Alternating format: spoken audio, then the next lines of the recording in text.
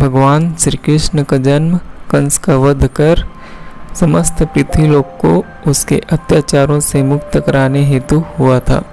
किशोरावस्था में ही वह गोकुल से मथुरा आ गए तथा दुष्ट कंस का वध किया। कंस की मृत्यु से दुखी जरासंध ने एक विशाल सेना लेकर मथुरा पर आक्रमण कर दिया।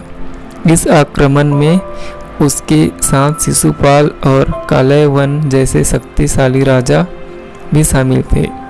जल्दी ही सेना मथुरा जा पहुंची और मथुरा की राजसभा में कृष्ण तथा बलराम को सेना को सौंपने का संदेश भेजा गया। इस युद्ध को टालने तथा मथुरा के निर्दोष नागरिकों को बचाने के लिए कृष्ण ने रातों रात वहां से सैकड़ों किलोमीटर दूर समुद्र में एक नई नगरी द्वारिका का निर्माण करवाया। अपनी माया से उन्होंने समस्त नागरिकों, उनके पशुओं तथा संपत्ति को नींद में ही नई नगरी में पहुंचा दिया। अगले दिन सूर्योदय के समय कृष्ण तथा बलराम जरासंध की सेना के सामने जा पहुंचे और उसे लड़ने के लिए चुनौती दी। जैसे ही जरासंध और उस दूसरे राजाओं ने कृष्ण को मारने के लिए शस्त्र उठाए, दोनों भाई भागने लगे। उन भाइयों के पीछे जरासंध तथा कालयवन जैसे राजा भी भागने लगे। कुछ ही देर में दोनों भाई बहुत आगे निकल गए और उनके पीछे केवल मात्र कालयवन रह गया। उसे देवता ने वरदान दिया था कि उसकी हत्या किसी अस्त्र या शस्त्र से नहीं होगी। ऐसे में वह निर्भीक था और लगातार कृष्ण का पीछा करते करते एक गुफा में जा पहुंचा।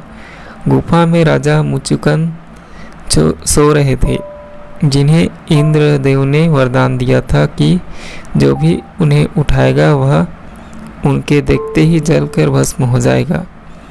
वहां पहुंचकर कृष्ण ने सोए हुए मुचुकुंद पर अपना पीताम्बर डाल दिया और स्वयं छिप गए।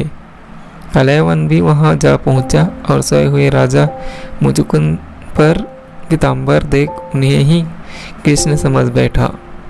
उसने मुचुकुंद को उठाने के लिए लात मारी, जिसके कारण उनकी निद्रा खुल गई और उनके देखते ही कालयवन वहां पर जलकर भस्म हो गया।